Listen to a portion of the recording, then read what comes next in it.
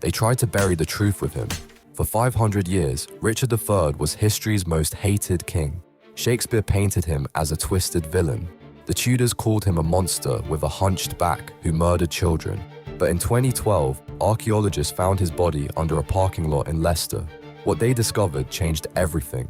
The DNA matched a distant relative in Canada, the so-called hunchback, just minor spine curvature that wouldn't have been noticeable.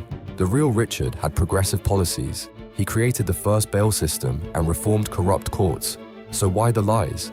Henry VII needed a reason for murdering the rightful king at Bosworth Field. He rewrote history to justify stealing the throne. The Tudors turned Richard into a villain to hide their own crimes.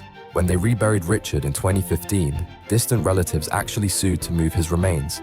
500 years later, this medieval murder is still causing court battles. History is written by the winners, but sometimes the dead get their revenge.